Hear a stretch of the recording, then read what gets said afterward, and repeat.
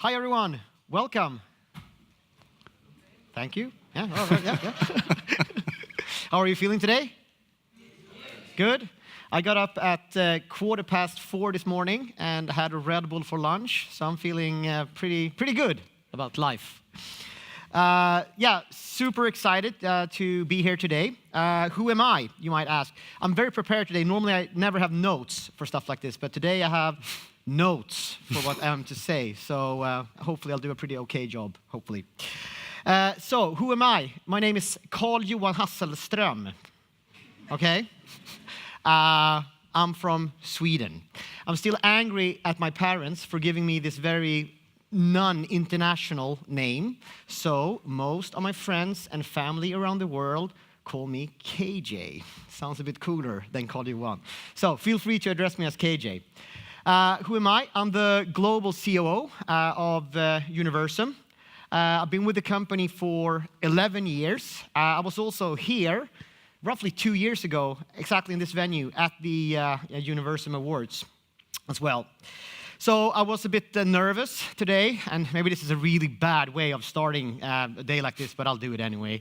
I was a bit nervous today when I got to the airport if they were going to let me in the country after the hockey on Sunday. But it was quite an intense game for the ones who saw it. So thank you very much for the competition. Also sorry for not bringing the Swedish weather with me. We have clear blue sky. We've had it for like 8 days straight or something like that. But 27 degrees 2 days ago in Sweden. But I think the weather is becoming a bit better. So maybe we'll have Swedish weather here a bit later today. And also being in Switzerland feels a bit like coming home for me because I've lived a couple of years in the US. And if you come from Sweden and then you live in the US, people, they don't know what the difference is between Switzerland and Sweden. So when you say, I'm from Sweden, then they say like, oh, we love your watches, and oh, we love your cheese, and oh, you're just on the border to Germany. And then the first month, then you start saying like, no, I'm actually from Sweden. It's a bit more north. But then after a while, then you're like, yeah, screw it. Yes, that's where I'm from.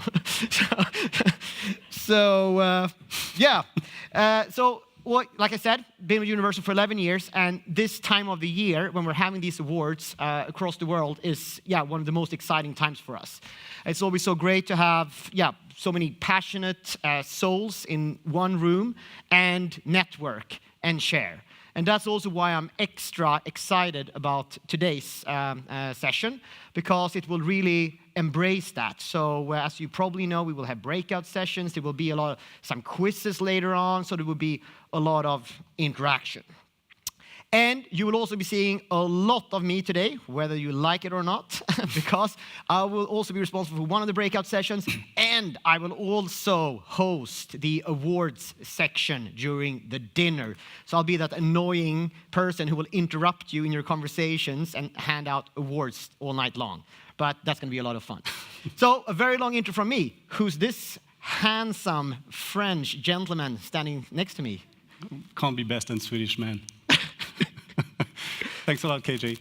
Thanks for coming. When he said, I said, KJ, could you come to host the awards this year? And he said, yes. I didn't know, actually, if he wanted to come. He said, like, straight away, of course I want to come to the Universum Awards in Switzerland. So thanks very much for coming. Sure. KJ. Very short intro. It's been a year already since the last awards. Time's really good, super fast. In employer branding only. So first, welcome. I'm really glad to have you all here today. I'm not sure what's going to happen in the apero time with the forecasts, as KJ said. I've been checking on the forecasts websites, for the last week. Nothing, they don't say anything depending on the day. It's rain, storm, sun. We had everything. So let's just enjoy. It's okay if we are not having aperitif on the terrace. So, welcome. I just wanted to start shortly with how did we set up the awards this year. Maybe you won't guess that through the day, but we actually had a lot of brainstorming to come up with this event. Lots of sessions. We wanted to change locations, ticked, same location. We want it to be CO2 zero impact, very sustainable. Yeah, we can do that either. So I got lost with a lot of agency brief that really wanted to put on the big show, big presentation. We're going to disrupt HR, blah, blah, blah. Yeah, wasn't comfortable either. And then I met with Jutta through a common friend, and she was the first, that kind of said something that was, this is what we want to do. And so she said, I asked her, hey, we really would like you to feel like a community, and we also feel that you guys are key influencers to all your organizations. Sometimes you forget about it, but we see you that way. And then, she says, you know what, Leo, I have a great idea. Sorry, Jutta, for bringing that, but why don't we do a fuck-up event? And excuse my French, don't mean to insult you. Yeah, fuck-up event is great, it's where you share what you failed. So it's not about the big fancy success and that you come back in the evening like super frustrated. Oh, come on, I'm not doing that at all in my organization.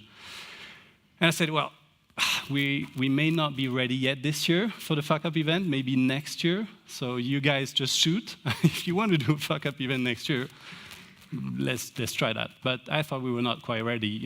We're not full of cowboy CFOs or business leaders, so we're not yet comfortable with the F word. So, yeah, thanks, Jutta. She supported us a lot to set this event, the breakout session. So we have you participating a little bit this year. Sorry for that. And yeah, just reading a little bit what I wanted to tell you. Yeah, it's the atmosphere setup. So it's all about what I really like about Universum. It's super flat. There's no hierarchy. He said global CEO, but don't believe him. It's like, we are same, right, KJ? We are same. And you can't say anything now. No, of course not. And no, but we are the same.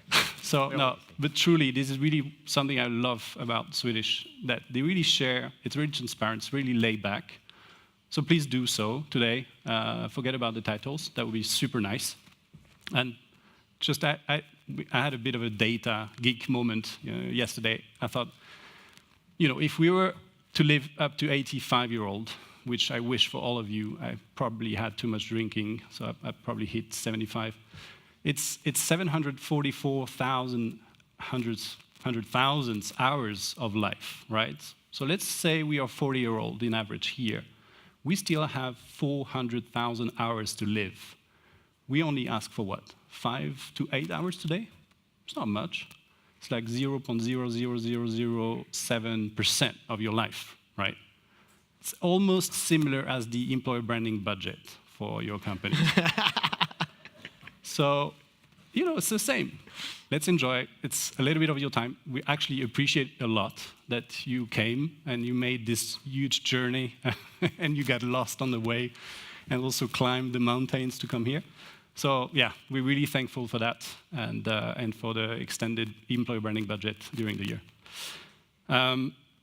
Jokes aside, we also wanted to give you a little bit of a, it's not about Universum, let's be straight, but yeah, few things happened, and I think both globally and in Switzerland. So me and KJ would like to give you snapshots of what happened in the last 12 months.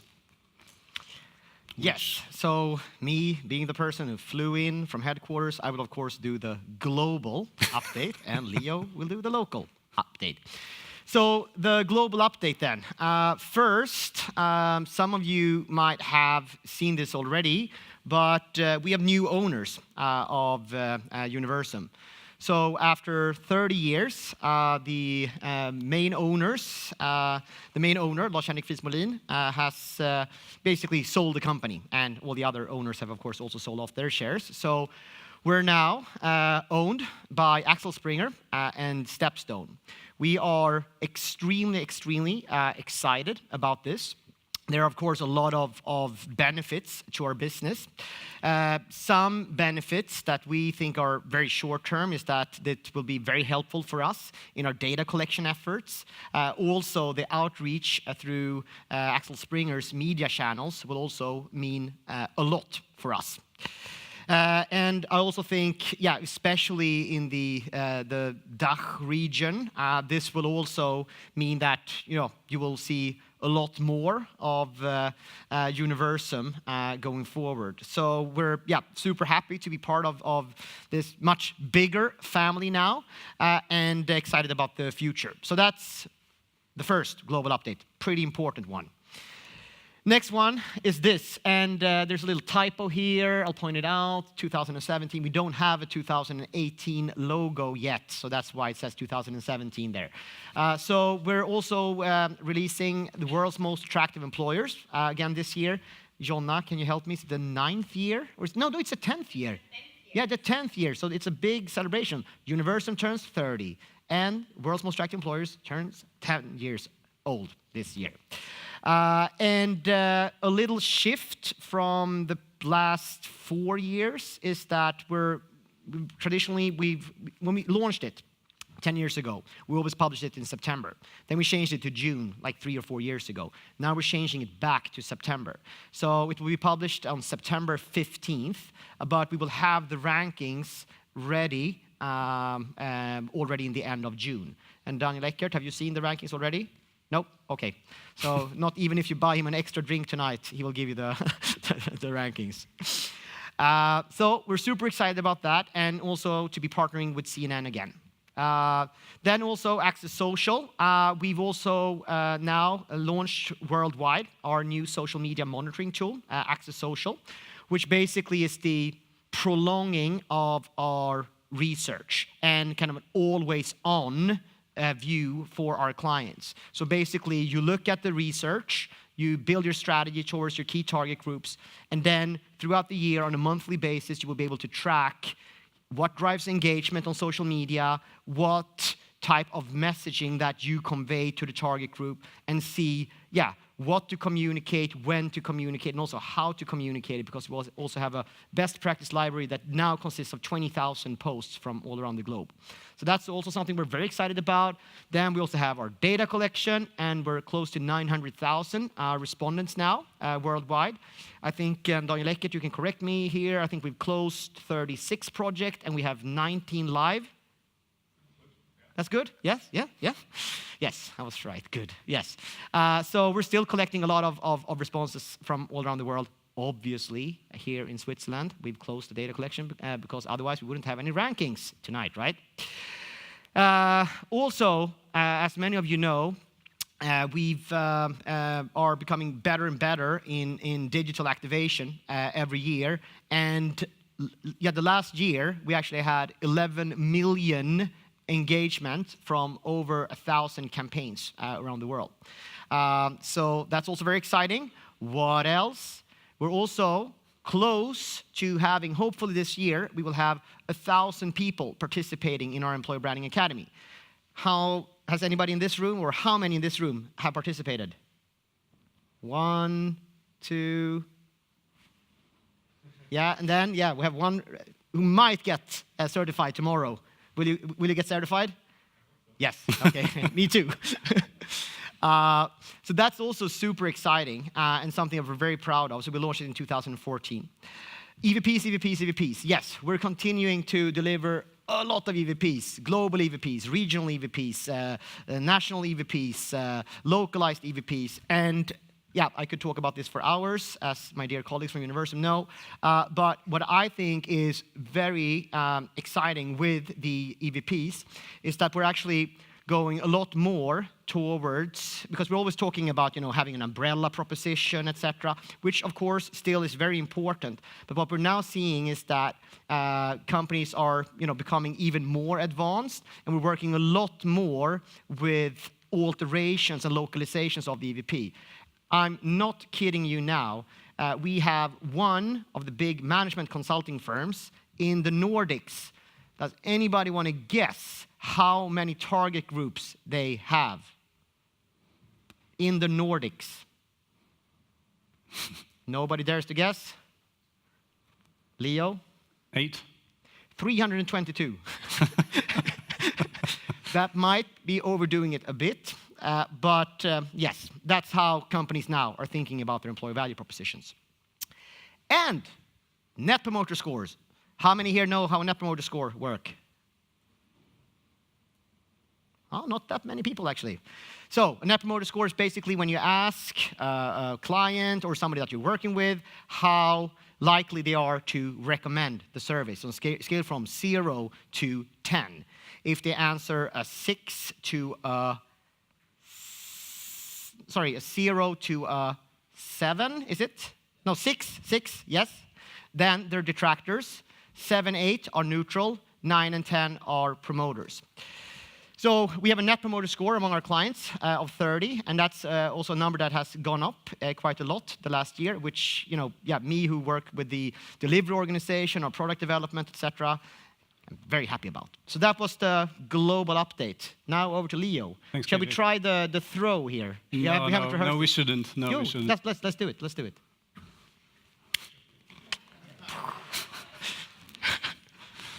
Call me Roger.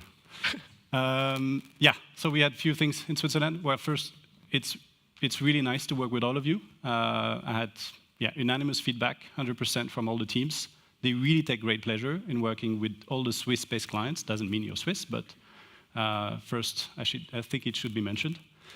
You guys challenging us, of course, sometimes. It's fine. That's true partnership. Don't challenge too much still. We wanted, from last year awards, we really heard a few things that you wanted to see through Universum. So we wanted to help. We really wanted to help out, raise awareness, raise the importance of what we do. We call it employer branding, people culture. We don't care, right? So you're trying to improve organizations. And obviously, media have huge impacts. We already work extremely well with Handelszeitung and Bilanz, and NZZ as well is starting to really get interested into what we provide in terms of insights. And this year, the CNN Money created a branch in Switzerland, and they were the first to create a panel of discussions around the rankings. But as KJ here will tell you, the rankings are only the tip of the icebergs. I learned a lesson. Correct. But it's true. There's so much behind, and the one using it well, you guys obviously are outperforming talent attraction. It's not a big secret. You're very more factual. And this is one goal. It's really trying to get awareness about what people really want and then how you adapt your strategy towards that. That was one of the first goals. The second is really to make C-level engage in this topic. And this was the first round. It was about a month and a half ago. So we had PwC, V4 Pharma, and Zürich Insurance. I really liked the fact that Zürich Insurance brought up the Chief Risk Officer, Alison, and she saw talent as a risk. If they don't attract the right people, they won't be able to deliver in the next years. So I think this is something also that we're trying to do with at our own level. It's humble, but we try to raise awareness through board and C-level. We did something quite nice as well, and a few companies here onboarded with us for the first series of live tourism. You may not have all watched the videos, but it's basically employer branding videos that we wanted to be super authentic, that really depict the employer as more on a human language, not, sorry for the corporate in the room, but not on dry corporate communication things. It was really a success. I think it's really enjoyable to watch those videos, those stories. So it's the merge of personal and professional stories. If you have questions, Tobias here is happy to answer anything about how we set this up. And then there were a lot of people working. And of course, this was really partnership with all the companies that join us. Now, for the breakout session, this is the panelists. KJ will introduce you to them shortly, and then you'll get to know them during the session. Yes, thank you, Leo. Yeah, so like I said earlier, one of the most exciting things about today is the interaction that we will have throughout the day and also during the awards and during the dinner. So there will be 4 different breakout sessions here today. The first one will be about leading with trust. And that one will be moderated by Sabine, who's a founder and owner of Parisius health coaching. The second one will be about organizational integrity, and that one will be moderated by Jens, who's also our keynote speaker here. We'll start in 11 minutes and 18 seconds. And he's also from Denmark as well. Just a little fun fact about him. Then group 3, co-creating employee experience. That will be my group, and we will be in the room on the other side of the wall there. There will be more instructions about where all the groups will go before we wrap up here on stage. And then we have competitive advantage in talent acquisition, and that will be led by Jutta, who Leo already introduced, who's the big mastermind behind all of these sessions. So thank you again so much for setting that up. Together with the amazing Jonna Sjöwall, who's flown in all the way from the Big Apple in New York to be here, right? Yes. And Jonna works at Universum too. So those are the panels. Thanks. But we have some other pretty important people as well, right, Leo? Yeah, that we would do. like to bring up. I think. All right, I never do that usually, but guys, it would be nice if you can come on stage so I can run through the Universum team, because some are not based in Switzerland. You have a few, yeah. Melanie's in France, Daniel and Tobias on Stockholm, and Melanie over here. So very shortly, this is the Universum team. You can take a picture. KJ, thanks a lot for coming again. Yeah, thank you. Melanie has run the whole organizations today, and she's onboarded with us a couple of months ago. Dominic is your favorite employer branding advisor, after me. Jonna just flew from New York for us. Melanie is handling the partner relationship for us in Romandy, and Anne Schmidt in the Swiss-German part. And Daniel Eckert is our data guru.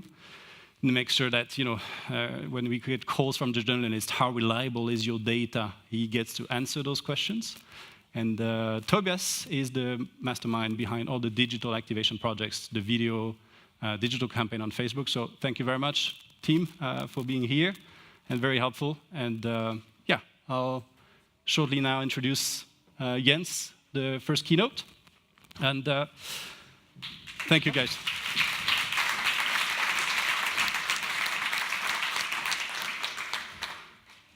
So, I personally think you guys should have a big role to influence whoever is in the hierarchy in organizations to change it, to really build back more human organizations, more companies. I think we are on the edge of that in today's world. So Jens is going to speak about this, how you can leverage, your people as influencers. How do we see you as influencers yourself?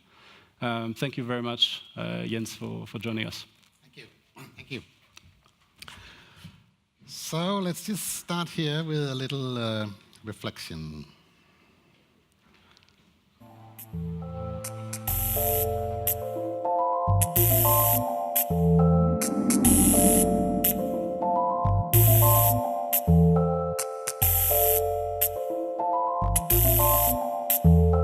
Hello. Hello now.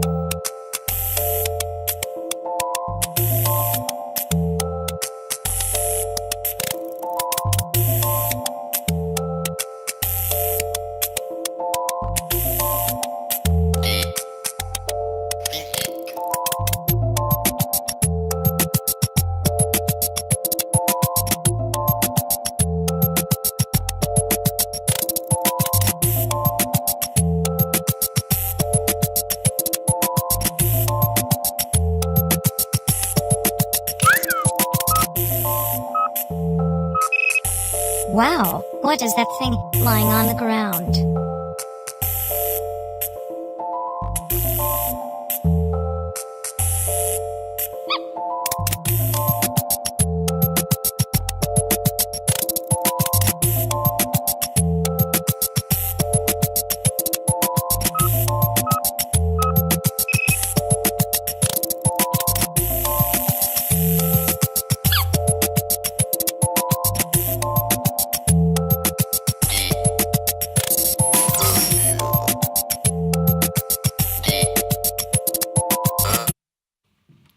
we'll see how you'll attract this kind of talent and how you'll work with them.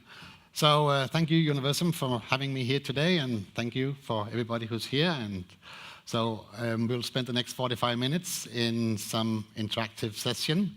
I will try to walk you through some of the how some of the points that have already been made, how that can look like tomorrow in your company, with a little bit of change and how you can go about that change. So some of the things that are happening around us is different than it has been for many years. So as you probably are planning ahead, what are you looking at and what are you thinking about will influence your businesses, your employer branding, the way that you attract talent? Now, let's just start with a little awards celebration. So now, what's really interesting for you is that you have no excuses because all the talent you can ever want is just right outside your door. Not only is Switzerland the most attractive country for talent, but Zürich is on top of that the most attractive city. Sorry guys, no excuses. So you can see the competition, it's all in the room. You don't need to attract them from other countries, they're already here. That may or may not be true, but your situation is better than anywhere else. I find that quite interesting. So now, as we move forward, I would like in this presentation to interact a little bit with you. Will you be okay to participate in a couple of polls where you kind of say what you feel? Is there anybody who is not comfortable with that? All right, okay. So when you think of future of work, what comes to mind? You can each contribute up to 3 words. So you go to menti.com on your phones. So I'm actually one of those people who will say in the middle of my presentation, please bring out your phones. And then you type in that code that you see here, 973985. And you should be presented with 3 options to key in words. And then we should actually be seeing how this word cloud will build. So we will see what is going on inside your heads as you're sitting here. So does it seem to work for you guys? We should see some words come up. Oh, there it comes.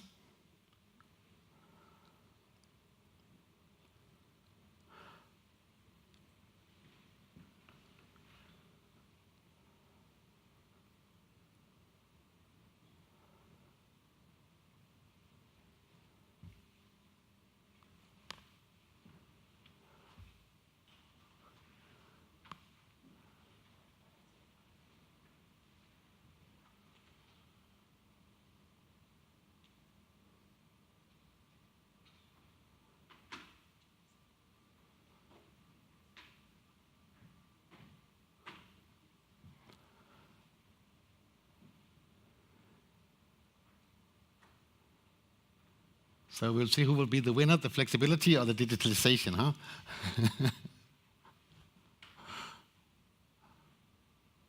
This is really cool. All right, it seems like we will have loads of digitalization, but we will actually love that to be with some flexibility. And then there's a bunch of other stuff that's going to happen. You can later get a copy of this so that you can kind of say this was on the 23rd of May, 2018, a view of Switzerland. What do you believe being the future of work?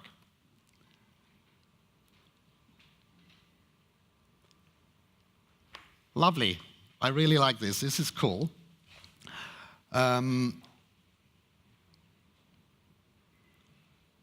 So this will continue to collect in the background, and then I will just move forward. I actually did a little homework before coming here today. So I Googled future work word cloud. And this is what came up. So clearly, the situation we are in is there is not a clear road what we're going to do and how we're going to do it. So we need actually to set up for flexibility. So I'm very happy that you offered that word. We need to be able to be ready for whatever comes. So it's like Now, we were talking a little bit about the weather before. It's like going on vacation in a country where you really don't know what the weather will be like. You need to be ready for anything. So how do you set up your organizations to be ready for anything and still be very competitive, productive, efficient, and a long list of other words that you know better than I do even? One of the things that are happening, so that's the digitalization part, is all these emerging technologies, whereas many of you will already have been working with the blue stuff up here for a while. You're probably going more and more towards the big data. We are talking about HR being data-driven. That's one direction that you may be leading towards, which will be really, really interesting and different. I think that maybe ABB is in the room. At least if they are working with robotics, they're working with Internet of Things, and maybe some of the other companies are already doing that. So we have some of these innovation accelerators on top of the primary technologies, and even here being in Switzerland, there's one piece missing in the blockchain that is like anything they do in Zug anymore is just blockchain. There's a few other companies, but so this is what will be really disruptive for you. Now, what's interesting about these, as complex as these are individually, they are each growing exponentially.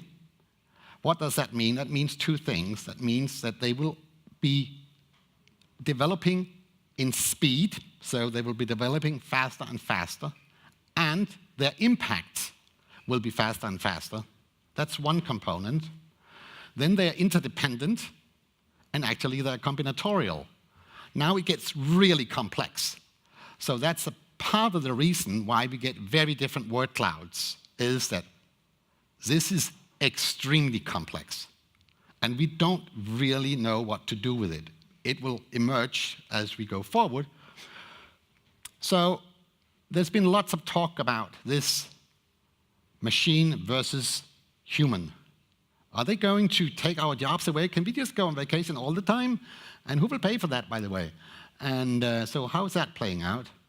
Or is it more like we think it's going, machine and human, that we have a lovely relationship with our new bodies, and they will be good for some things, and they will not be good for other things. We will go deeper in that. Actually, it seems like the human and machine is the winning theme. What's interesting is that we will have something that is human only, and we will probably go much deeper in that. We will have anthropologists and people who are doing very, very human skills in our companies. We will also have loads of things that now, finally, we can just give it to the computer. It can just do it. And then there is something in the middle that will be how our working relationship between man and computer will be. Now, for a while, the machines will probably look more like that than what was there before. The human-only activities will be, of course, leading. It will be applying judgment. Hopefully, we will keep doing that. There's a very, very strong debate about how we can stay in charge as humans. Empathy. I didn't meet a computer yet with empathy, so let's just stay with that. There are a few things that just will be only digital. When you have something that needs to be iterated or repeated over and over again, nobody wants that. We have already done that for too long time. We have done transactions that our computers are much better at. Now, when we have a very different data flow, they are so much better at doing predictions and so on. So let the computers do that. Now, the interesting part and the growing part right now is actually the missing middle, it's what we call it right now. And there's two components to that. There are the components when humans are actually complementing machines, because they're not quite there yet. And then there are, especially within artificial intelligence, where the artificial intelligence is augmenting humans or giving us superpowers. So let's just take a couple of examples how that can look like.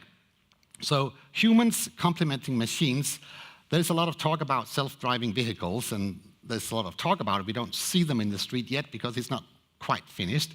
So there are some decisions that computers cannot make. They are overlaid with ethics and values and so on. So when you have a self-driving vehicle, at some point, it needs to make a decision that is extremely difficult decision, and it is actually governed by a lot of values and ethics and so on. So it has to do damage, and how can it do the least damage? And that's a very difficult calculations. Humans need to put ethics into the computers that are regulating the cars as how they work. Then there is another one. So we call those trainers. Then there are some explainers that say that you would be applying, let's say you had some kind of accident with your car, and you will now be contacting your insurance company, and then it just happens that what they decided how to cover or not cover your accident was not what you were looking for, and you now call them up. When you're putting in your data in the first place, probably you're communicating with a computer. But at some point, a human needs to step in and explain, well, this is actually why we thought that this is only the coverage that you could get. Somebody needs to be able to explain what the computer did, because they're already there.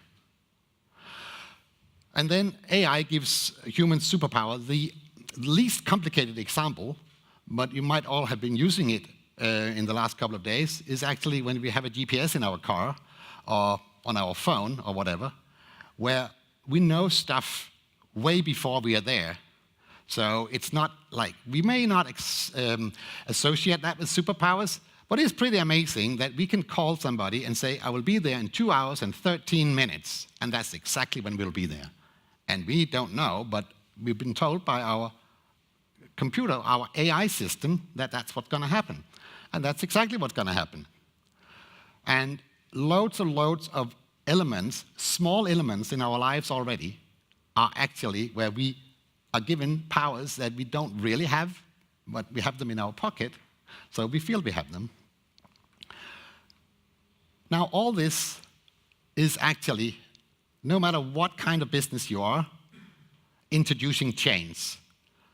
And change not like a change program, now we are changing. We will decide now we will change, and then, oh, over here, now we finished changing. Oh, that was nice. Now we can get back to work. No, actually, the only constant that we will have will be change. So we better get used to it. We got to be really good at change, or, as we may call it, future readiness. And it holds all those words and a lot more than you see here. It's a lot about adaptability. It's a lot about constant learning. How do we do that? Digital maturity, agility. What's really interesting is what you see here. That anything that cannot be automated, anything that cannot be digitalized will be amazingly valuable. So, many of you will be working in human resource departments. You can grab any of these aspects and just go with it, more than any time before. So these things is what I believe are so important to give space. As much as we will talk about digitalization, we cannot forget what's on the board right now. Talking about that, it's all happening right now. So it's not like, oh yeah, we'll take care of that next year. No, that's not good enough. It's actually now. So we've been talking about it long enough, so we need to do something about it. And I don't know what kind of pressure you have from your leadership teams into moving on with saying, what is it that we need to do to grasp this future? So how can we celebrate humanity and at the same time embrace technology? So let's see how good you are at that. So we'll do another little poll here. So how many of you in this room actually know that you feel you have a very good knowledge about the issues that are faced by your frontline people or the people who are adding the most value in your organizations? Do you know in your companies who are actually the most influential people?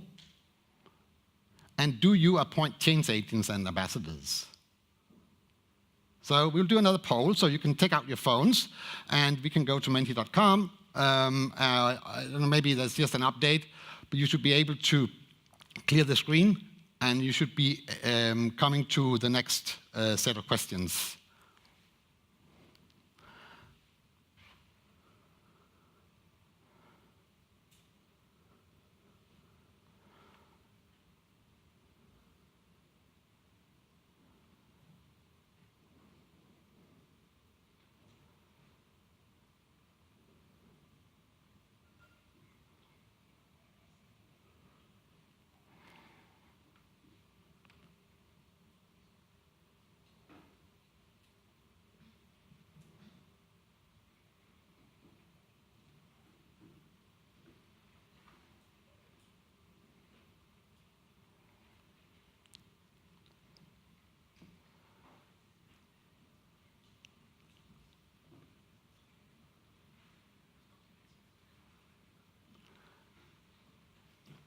This is really great. This is a very interesting distribution.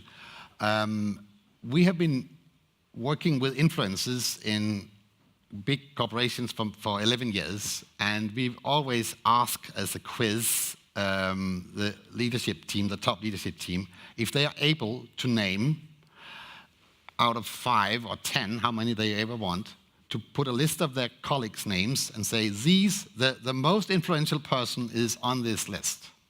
So far, none have been able to do so for 11 years. So it's quite surprising, and I will come back to that. Cool.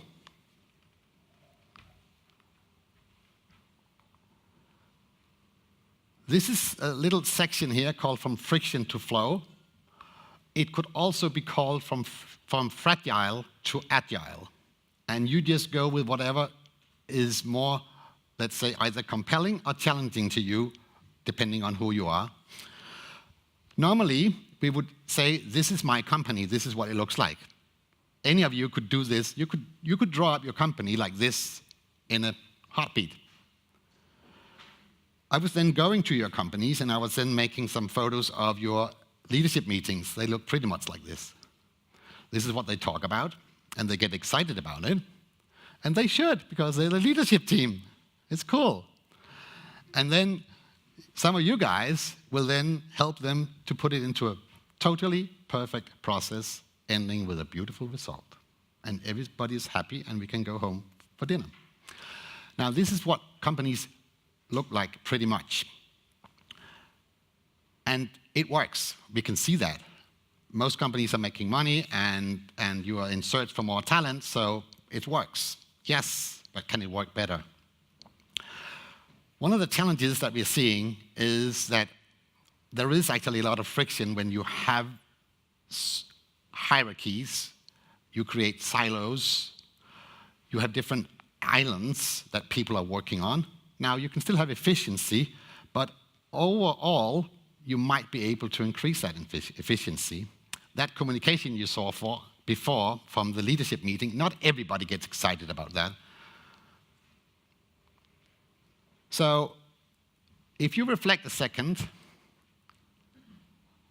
what would you associate in your companies, you can just think of it, that creates the most friction for what either you want to do, or what the company wants to do, or what the leadership wants to do? What are the points of friction in your companies?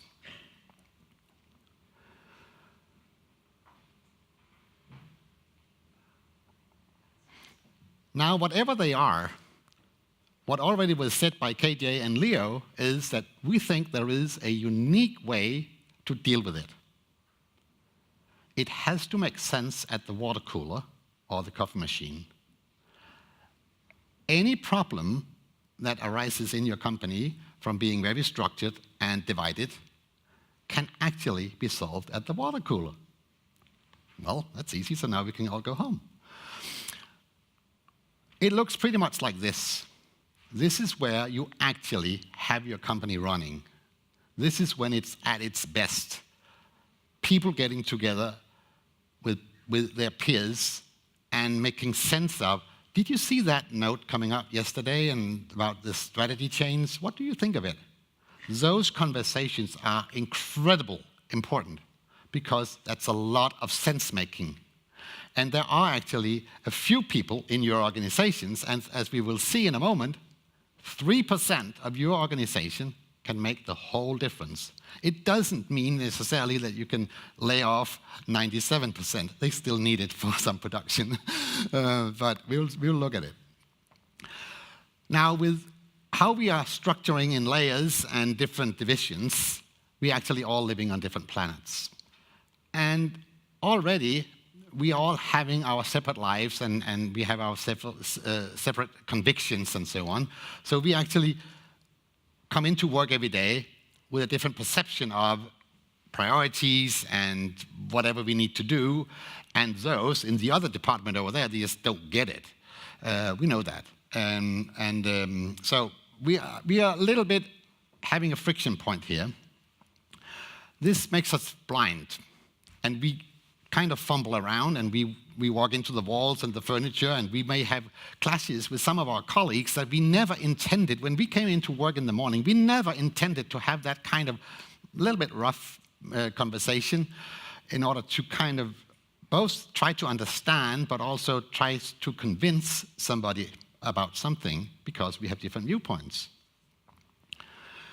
Now, those different viewpoints are being accelerated by us putting everything in Excel sheets where we're just repeating the structures. We can have nice little columns and rows and so on, and it's all nice and dandy. Yes, it works, but there is loads of friction because this is the real picture, and that's not really represented anywhere.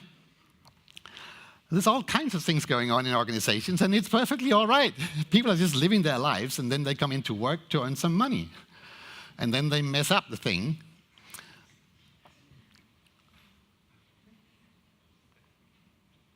So actually, 90% of the work is happening outside those boxes. 90% of decisions are made outside those boxes. So why do we have those boxes? We still need the boxes. But it's not enough. Oh, okay. Let's get somebody in who really know how we can move along with a gut feeling, who kind of, yeah, I think we should move in this direction. Well, that won't work. Sorry. Because this blindness is actually the leadership. They're not blind to everything, but they have, because of all the layers and filtering and everything that's happening, the top executives only know 4% of the real problems in the organization. The middle managers they're more than double as good, so I hope they get double the pay. They know 9% of the problems. However, the men and women who are working and interacting the closest with your clients and your markets, they know what's happening. So how do we include them in our nice hierarchy in a different way?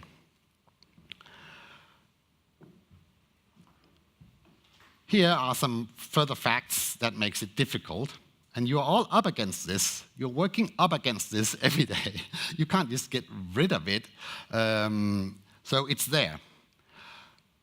What's really important is that peers, people just like ourselves, obviously are more trusted than anybody else. And we like to tribe with people like ourselves. And then, and this is really an interesting article that you can Google it,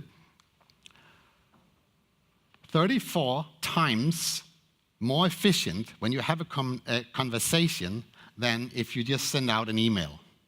34 times. That's a lot.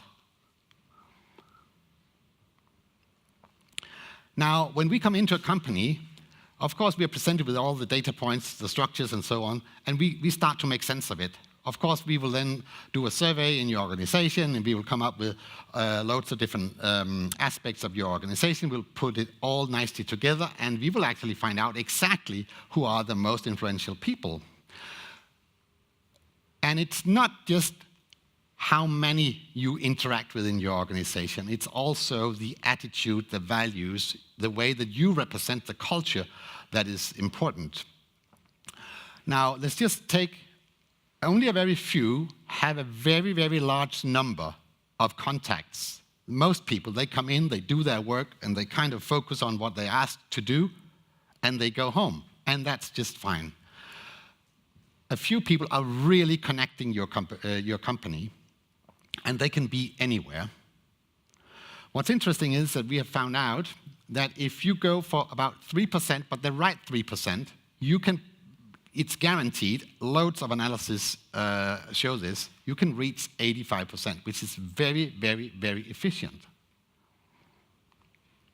So who are these people? Now, this is a picture of any organization. In any organization, at any given moment, there will be a few in the category 4. They won't be there for very long. Now, there are actually some in category 3 that are making the company work well. They don't interact so much. They just are very good at what they do. These are true, nerdy experts, and they're there. And sometimes they are really, really, really needed.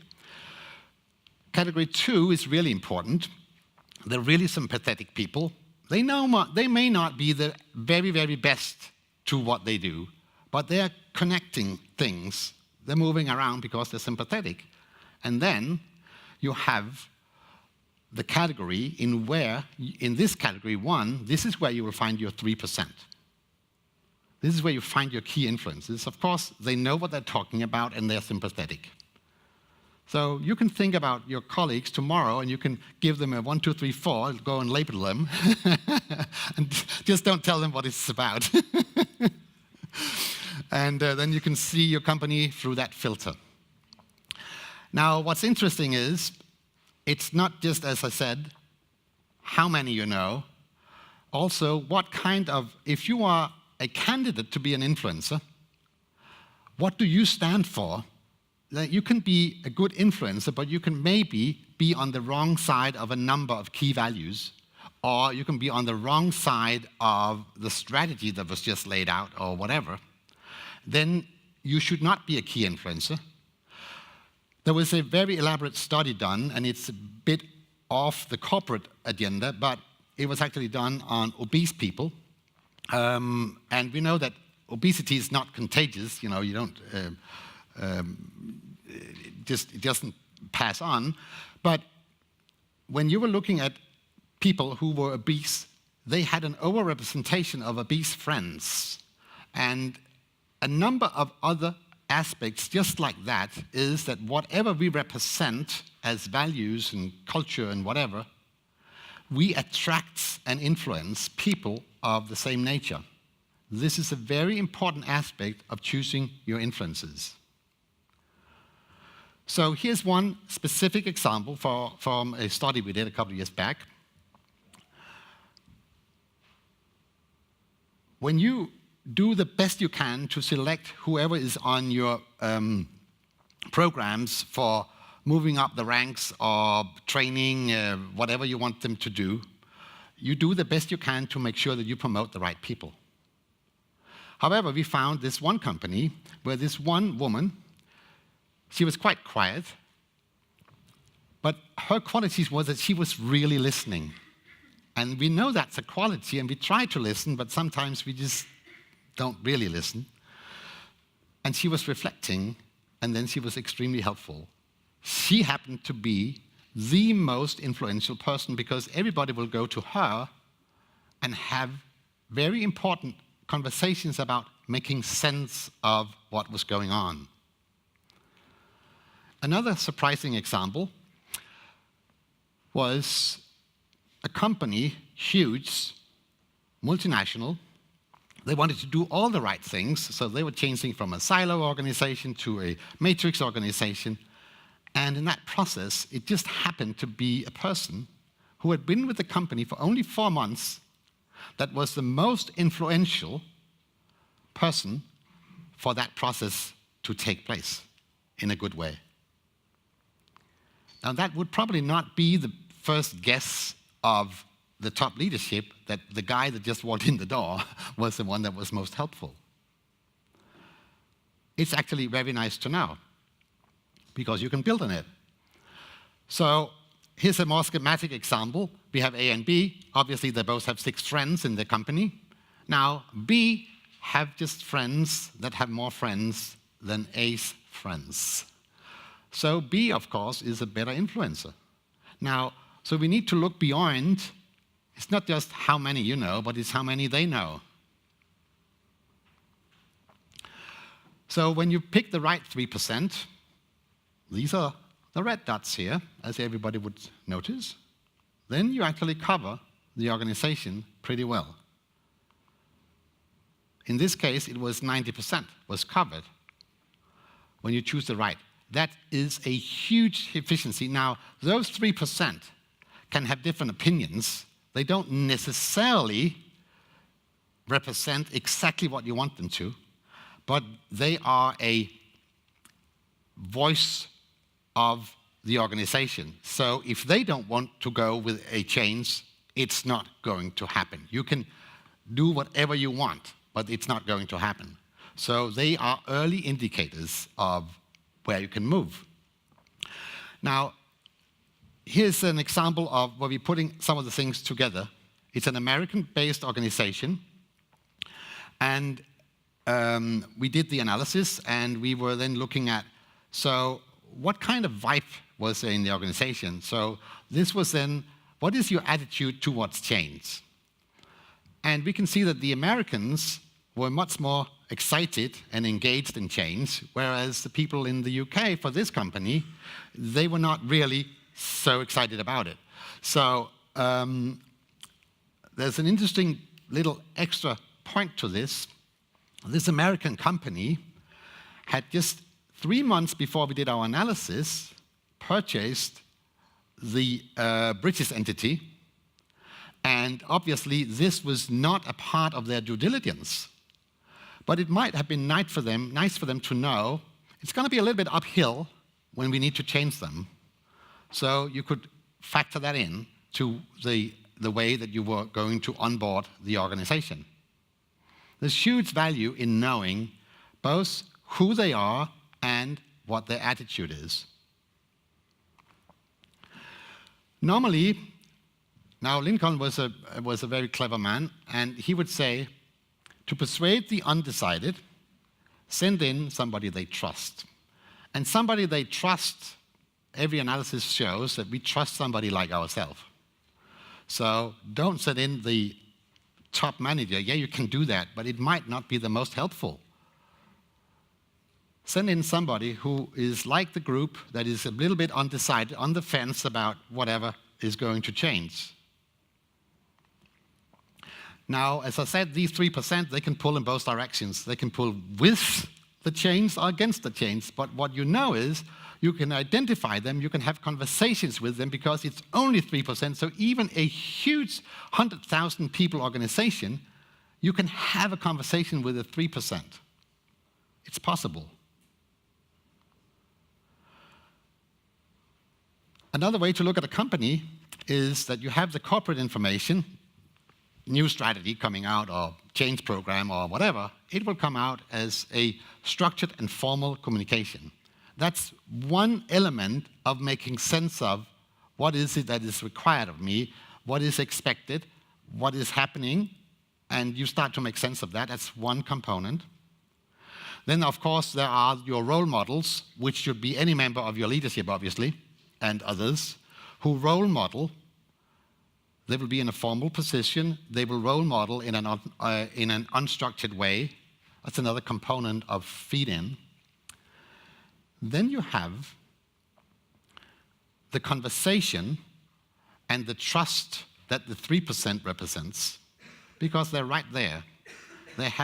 We know that they know what's going on, and they're sympathetic people, so they will have meaningful conversations. You can have meaningful conversations with those people, and this can be your early warning system. The question is if it already is your early warning system or not. So once you have all three components in place, you can actually go forward with your future readiness, your agility, your change program so much more efficiently. Many times, the third component is not in the mix. You're pushing the corporate communication and the role modeling. You can get help from your colleagues in a very structured way. So, this is basically the message right now. So I'll just try to do a little repeat of what we talked about.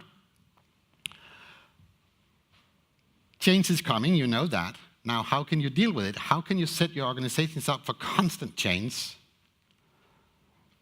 How can you compensate for the fact that we are showing up at work with the best intentions, but we don't have the same information? We are on different planets. How can you compensate for that? We all have limited visibility. How can we get to how can we remove the fog in our organization? How do we do that? Our org charts will still be there, probably many, many, many years to come, because it's a tradition, and this is how we, in a structured way, make a picture of our organization. However, they are not very helpful in how we want to go forward. Nothing really happens until it makes sense at the water cooler. The good thing is that you have your 3%, if you know who they are, to help you do all these wonderful things. And if you are activating these 3%, what do you think it will do to your employer branding that anybody who came in 4 months ago is identified as, whoa, you really make a difference here, we already love you, rather than, yeah, you've only been here for 4 months, so go back to your corner and just sit there. And we'll call on you in a couple of years when you've learned how to be here. So I was thinking, a little call to action. If you could just take 2 minutes, if there is anything at all, there might be nothing, but is there anything that you thought, maybe, actually, tomorrow or Monday, I could have this little meeting with a couple of people in my organization, and we could have this conversation or whatever. I could do this analysis, I could read this article. So take a couple of minutes, and then we'll see if anybody wants to share anything that they might want to do in the broader aspect of what we've talked about.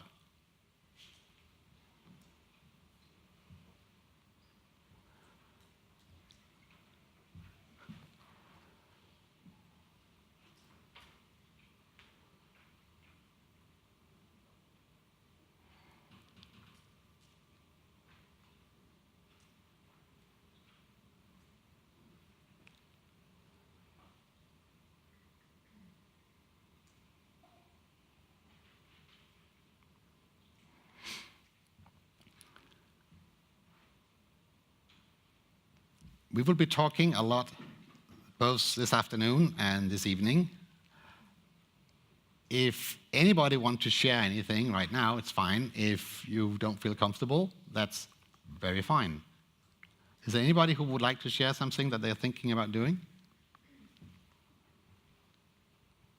Yep. Thank you for all these very interesting insights. We are currently working a lot around culture change, as almost everybody does.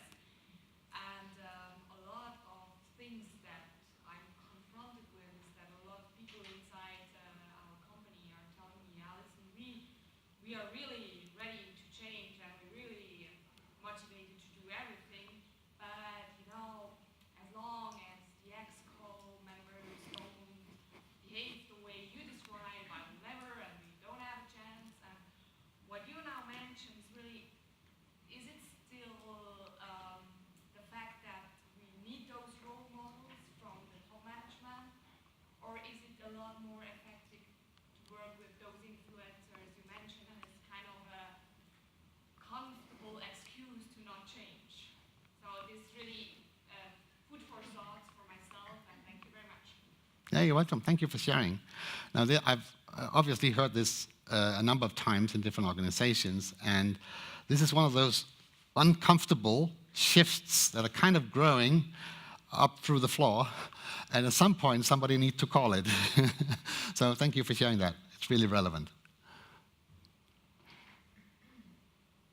Is anybody else having similar kind of situations where you're going with what you know have been working, but you're also hearing something that maybe somebody should just initiate a conversation about doing it differently?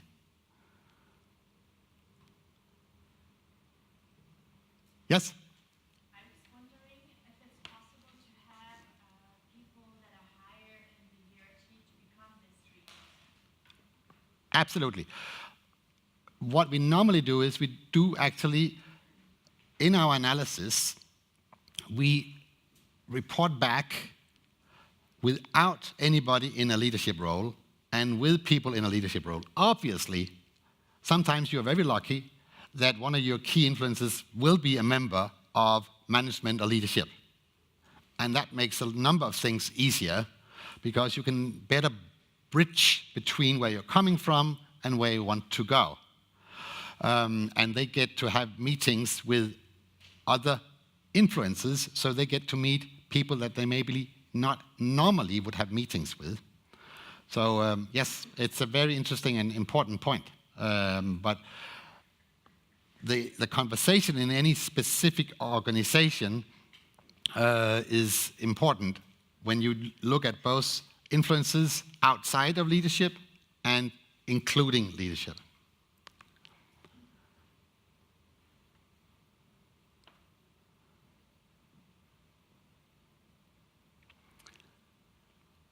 Yes? The key question that I would have to you is how do you establish a culture for change that is not depending on the 3% of influencers or of management or so, that you have it as a cultural aspect embedded in your team, especially within talent acquisition. I think this is a very complex topic as we have a lot of operative workload that is continuously changing, etc. And in this disturbance and nervousness and workload, the ups and downs, it's very, very, very difficult. I know. So this, we really see a lot. Now, one element that can change it for some organizations, it's not a one-size-fits-all, but that might be in the culture of your company, as efficient, as productive you want to be. How does the culture react to somebody making a rather big mistake? They were trying something new and they spilled the milk. How is that taken? So there are some of those other totally different elements that might be embedded in how much of a risk taker are you? How do you celebrate the worst performing team? I happen to have been working with, I don't know, is IKEA here today? Okay. Pardon? Okay, good. They are actually, every year, celebrating the warehouse, obviously, that is doing the best job. And they are having a totally similar celebration for the warehouse that did the worst job. They celebrate failure. Now, they don't just celebrate that, they also have to show up with what is it that we have learned from not being very good this year, what is it we will do differently. Everybody can learn from that. So there's many, many, many ways you can implement, let's say, flow factors, where you can talk about the difficult stuff when you didn't perform, because everybody cannot perform all the time, and we know we are not. Sometimes it's a Monday is on a Wednesday, and maybe there's 3 Mondays in 1 week, and it's just not very efficient for us, but we try to cover it up, because that's not okay. Well, we're just human. So there are some of these elements. Does that somewhat answer your question? Okay. I'd love to talk with you about this later. Yeah.